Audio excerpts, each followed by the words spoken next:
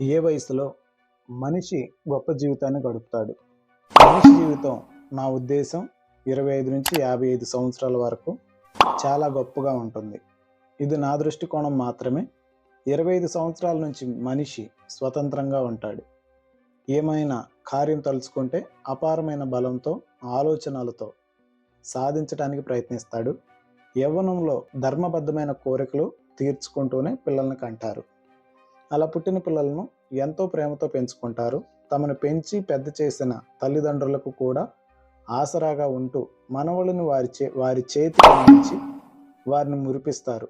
వారిని మళ్ళీ పాత రోజులకు తీసుకొని వెళ్తారు. 30 నుంచి 50 వరకు ఏ కార్యక్రమం అయినా దిగ్విజయంగా చేయగలరు. కొండలను పిండి చేసే ఉత్సాహం ఉంటుంది.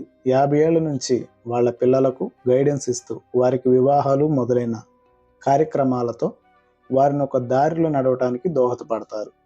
సంఘంలో బంధుమిత్రులతో మంచి సంబంధాలు నేర్పుతారు. అలా పిల్లలకు మంచి భవిష్యత్తు కల్పించి వారి అభివృద్ధి చూసి మురిసిపోతారు.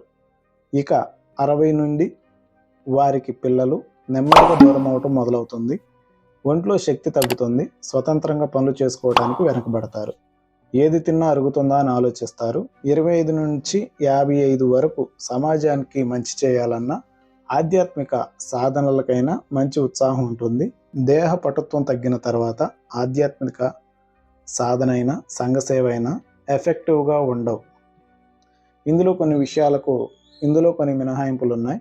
కొంతమంది పైన చెప్పిన శ్రేయ కార్యక్రమాలు చేయకపోవచ్చు. కొంతమంది 20 నుంచి 70 వరకు ఇంకా పైన యాక్టివ్గా ఉండవచ్చు. అంతే. హాయ్ ఎవ్రీవన్, ఇలాంటి మరెన్నో వీడియోస్ కోసం మన ఛానల్ని సబ్స్క్రైబ్ చేయండి. And thank you so much.